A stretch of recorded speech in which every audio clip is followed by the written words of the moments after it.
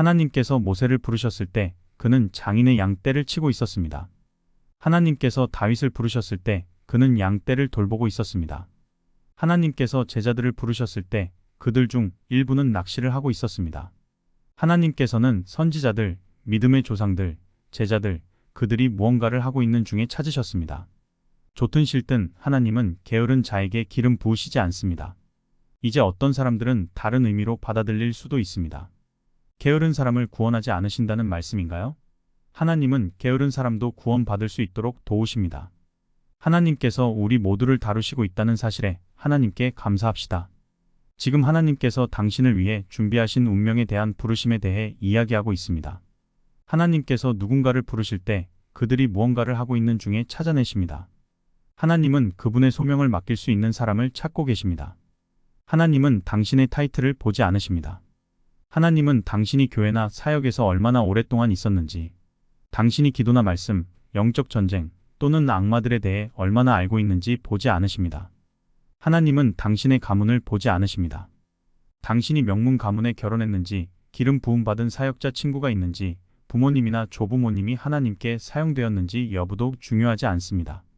하나님께서 사용하실 사람을 찾기 위해 이 땅을 둘러보실 때 그분은 사람들이 존경하는 무언가를 보시지 않습니다.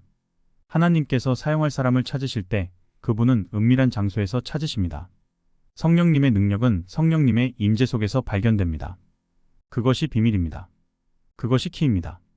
그것이 핵심입니다. 사람들은 때때로 하나님의 능력이 자신의 삶에 임하기 위한 아주 구체적인 지침을 원합니다. 마치 공식처럼 말이죠. 여러분은 얼마나 기도하는지 왜 시간을 기록하죠? 저는 제 아내 제시카와 앉아서 이렇게 말하지 않습니다. 오늘 저녁에 데이트를 하니까 45분 동안 저녁을 먹고 15분 동안 대화를 나눈 후 20분 동안 내가 당신에게 노래를 부를 거예요. 그런데 우리는 하나님께 그렇게 합니다. 그리고는 우리가 기도한 시간을 세어보죠. 그리고 나서 하나님께서 우리를 사용하시면 우리는 그 공로를 우리 자신에게 돌립니다. 우리가 기도했기 때문에 하나님이 우리를 사용하셨다고 생각합니다. 이제는 하나님 대신 우리의 기도 생활을 믿게 됩니다. 우리는 예수님 대신 우리의 믿음을 믿게 됩니다. 모세는 하나님께서 그에게 계시를 맡기시기 위해 부르셨습니다. 왜냐하면 그가 산 위에서 시간을 보냈기 때문입니다. 이제 17절로 내려가서 다른 것을 보여드리겠습니다. 산 위에 여호와의 영광이 이스라엘 자손의 눈에 맹렬한 불같이 보였고 모세는 구름 속으로 들어가서 산 위에 올랐으며 모세가 40일 40야를 산에 있으니라. 그 산 정상에서의 경험을 마치고 내려왔을 때 그는 산 아래 계곡에 있는 사람들을 위한 계시를 가지고 있었습니다. 예수님께서 변화산에서 내려오셨을 때를 살펴보면 제자들이 한 악령을 쫓아내지 못하는 장면을 보셨습니다. 오직 산 위에서 하나님과 시간을 보낸 사람들만이 골짜기의 악령을 쫓아낼 수 있습니다. 여기서 모세가 산 위에서 하나님과 시간을 보내고 하나님의 백성들을 위한 계시를 가지고 내려오는 장면을 다시 봅니다. 그리고 궁극적으로 이것이 우리가 나아가야 할 방향입니다. 왜냐하면 당신은 그 구름 속으로 사라지기 때문입니다. 당신의 삶은 그분 안에서 사라지고 그분 안에 숨겨집니다. 에녹은 하나님과 동행하다가 더 이상 존재하지 않게 되었고 하나님께서 그를 데려가셨습니다. 저는 그 구절을 읽으며 이렇게 기도했습니다. 하나님, 저도 존재하지 않는 자가 되길 원합니다. 당신의 능력과 임재가 흘러갈 수 있는 통로가 되길 원합니다. 천국이 이 땅에 임할 수 있는 통로가 되길 원합니다. 주님, 제 손이 당신의 손이 되게 하시고 그 손을 통해 치유하시길 원합니다. 제 눈이 당신의 눈이 되어 당신의 시선으로 세상을 보게 하소서. 제 귀가 당신의 귀가 되어 당신의 목소리를 듣게 하소서. 제 발이 당신의 발이 되어 당신이 원하시는 곳으로 저를 인도하소서. 제 존재가 당신의 존재가 되게 하시고 제 심장이 당신의 심장과 하나가 되게 하소서. 제 의지를 십자가에 못 박으시고 그 자리에 당신의 의지를 부활시키소서. 저는 그들이 제 모습을 보는 것이 아니라 당신을 보게 되기를 원합니다. 고린도후서 3장 16절에서 18절을 보면 누구든지 주께로 돌아가면 그 수건이 벗겨지느니라. 주는 영이시니 주의 영이 계신 곳에는 자유가 있느니라 라고 말합니다. 여기서 우리는 성령과의 교제가 놀라운 결과를 낳는다는 것을 알 수 있습니다. 이것이 바로 성령의 능력입니다. 악령이 얼마나 강한지에 대해 이야기하는 것을 멈추고 성령이 얼마나 강한지에 대해 이야기합시다. 사람들은 평생 동안 축사에서 축사로 나아가는 삶을 삽니다. 하지만 하나님은 우리를 축사에서 축사로 나아가도록 부르신 것이 아니라 영광에서 영광으로 나아가도록 부르셨습니다. 하나님은 우리를 산의 높은 곳으로 올라가도록 부르셨습니다. 하지만 악마가 나를 공격하고 있어요 라고 말할지도 모릅니다. 하지만 악령은 하나님의 깊은 곳에서 헤엄칠 수 없습니다. 더 높은 곳으로 올라가면 그들은 따라올 수 없습니다. 이와 같은 방식으로 성령의 영광 속에서 걷게 될 때 저는 지금 완벽함을 말하는 것이 아닙니다. 하나님이 제 증인이십니다. 저는 완벽하지 않습니다. 제 친구들, 제 스태프, 제 아내가 아주 분명하게 말할 수 있을 것입니다. 저는 완벽하지 않으며 그렇다고 암시하는 것도 아닙니다. 제가 하고 있는 것은 하나님의 능력과 은혜를 신뢰하고 그분께 항복하는 것입니다. 그것은 우리에 대한 것이 아니라 하나님에 대한 것입니다.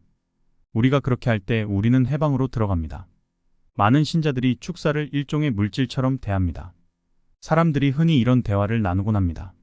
저기 가서 해방받았는데 한 40% 정도 해방받았어. 80개의 악령이 나갔고 20개가 남았어. 80%면 나쁘지 않아. 다음번에 또 가서 나머지를 처리해야지. 마치 성령께서 일부만 몰아내시고 이름을 알려주기 전까지는 안 돼. 다음 주에 다시 와라고 하신 것처럼 말입니다. 어떤 영이 당신을 대적하든지 간에 성령보다 더 강력한 영은 없습니다. 그리고 그 성령이 당신 안에 계십니다. 그래서 당신이 이 영역, 이 영광의 장소에서 살게 되면 분위기가 바뀌기 시작합니다. 초점이 자신에게서 벗어나게 되고 어느새 사슬이 풀리기 시작합니다. 주의 영이 계신 곳에는 자유가 있습니다. 그리고 당신은 그 권위 안에서 걷기 시작합니다. 당신이 누구인지 인식하기 시작합니다. 당신이 발걸음을 내딛는 곳마다 하나님도 함께 발걸음을 내딛으십니다. 당신이 방에 들어가면 하나님의 임재와 영광이 함께 들어가며 그 방의 분위기가 변합니다. 당신이 들어가면 병든 자가 치유되고 악령이 떨기 시작합니다. 우리는 때때로 적의 힘을 과대평가하고 성령의 능력을 과소평가하는 가르침을 전합니다. 이것은 성령의 능력을 모욕하는 일입니다. 성령께서 우리를 위해 이러한 일을 하시는 것이 마치 힘겨운 일인 것처럼 말하는 것은 성령을 모욕하는 것입니다. 성령께서 당신 안에서 일을 시작하십니다. 18절에 우리가 다 수건을 벗은 얼굴로 거울을 보는 것 같이 주의 영광을 보매. 주님은 빛의 근원이며 우리는 단지 그 빛을 반사하는 존재일 뿐입니다. 우리가 다 수건을 벗은 얼굴로 거울을 보는 것 같이 주의 영광을 본다는 것의 의미는 우리가 그분을 마주할 때는 그 빛을 반사하지만 우리가 등을 돌린다면 하나님의 빛을 비출 수 없다는 것입니다. 성령이신 주님께서 우리를 더욱더 그분과 닮은 영광의 형상으로 변화시키십니다. 당신이 성령과의 이 교제를 알기 시작할 때 내면에서 변화가 일어나기 시작합니다. 고린도후서 13장 14절은 제 삶을 가장 강력하게 변화시킨 성경 구절 중 하나입니다. 그 구절은 성령님을 알 수 있다는 것을 깨닫게 해주었습니다. 이런 방식으로 걸어갈 때 느낌을 찾을 필요가 없습니다. 그런 존재가 되기 때문입니다. 이런 방식으로 걸어갈 때 표징을 따를 필요가 없습니다. 표징이 당신을 따릅니다. 인격의 변화가 시작됩니다. 당신의 삶 위에 영광의 구름이 내려앉습니다. 그것이 당신 안에 있는 하나님의 능력입니다. 성령께서 당신이 더 큰 능력으로 기도하고 더 큰 담대함으로 복음을 전하고 은혜로 죄를 저항하고 더 진실한 거룩함으로 걸어가고 더 힘있게 섬기며 당신의 영에서 흘러나오는 더 깊은 경배로 예배하도록 도우실 것입니다. 많은 믿는 자들이 성령님을 거절함으로 냉담해집니다. 그들은 감정을 따릅니다.